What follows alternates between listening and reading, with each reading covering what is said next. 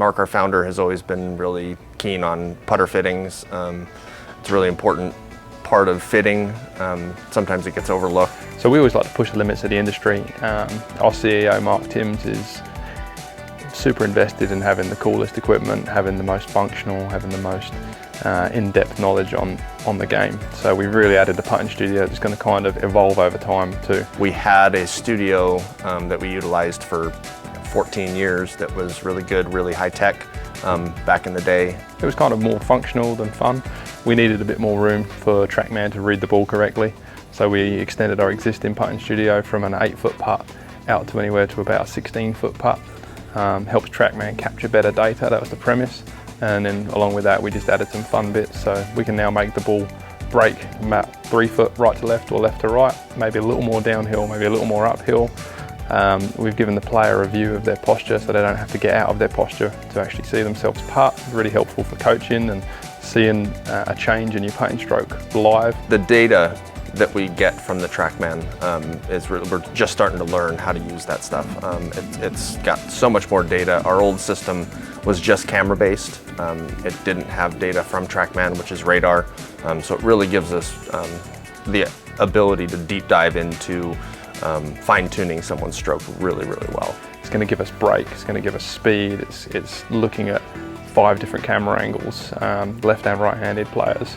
It really looks at the launch of the golf ball, so the key is having the best fitter with you at that time, but the philosophy of the putting studio is to look at every aspect of putting in one space. I give them the green light on most of my projects just to make it a bit funky. So we add the cage, it helps us mount cameras and lights, so it is functional, but it looks cool. Like we got shiny metal and TVs and lasers going on. The rigging really allows us to basically add any technology we want whenever we want. One of the numbers that we've looked at a lot is tempo.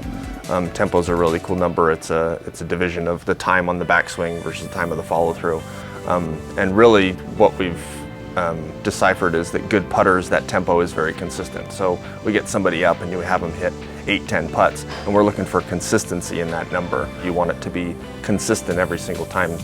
Has a lot to do with the distance control. Not many places you can go, get fit and push yourself to a limit of like, how do I actually hit a left to right? How do I hit a right to left? And accurately measure if your stroke's consistent or better with different putters over that distance. It's kind of fun. The TV's right in your face. It's kind of an experience in itself. Not many people look at their putting in general, let alone look at it with TrackMan, with cameras, with a fitter present at the same time. With the high definition cameras and the data, we can really get launch conditions. That's really important, how the ball's coming off the putter face, whether it's lifting, whether it's hitting into the ground, that roll percentage, that's very important in terms of speed control and getting the ball started online. The original studio that was only 12 foot in total length, which left an 8-foot putt, was always designed to be moved and adjusted.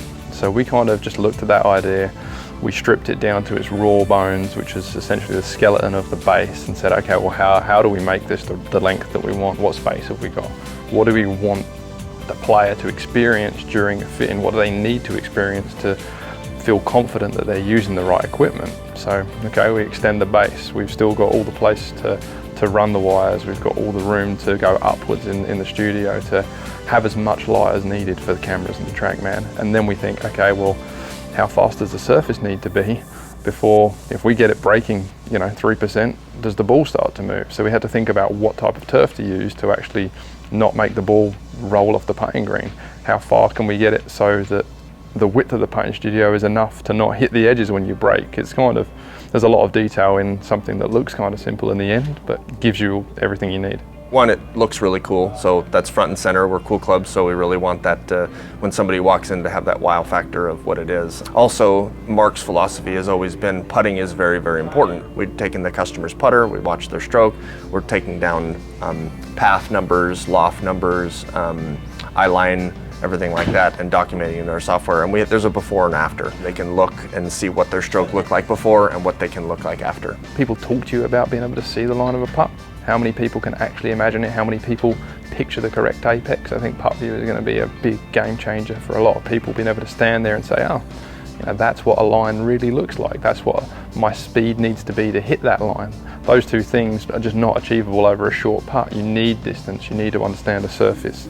You need to be able to see both brakes, left and right. So the real bones of it, being able to brake and see the brake, are the key to this putting studio. The fact that it's a little longer helps. You can get someone up to 2 foot, 3 foot for their tap-ins, but you can drag them all the way back to 14 foot.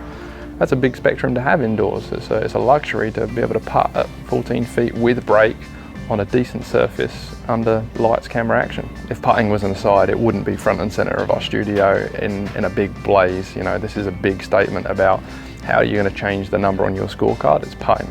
Just giving someone a small tip on their stroke, let alone saying, hey, this is what a line looks like. This is what you need to do over a 10-foot break, left to right, right to left. This is what you need to hit it like uphill, downhill. Like, you just keep adding those 1% on, it's going to change people's games real quick.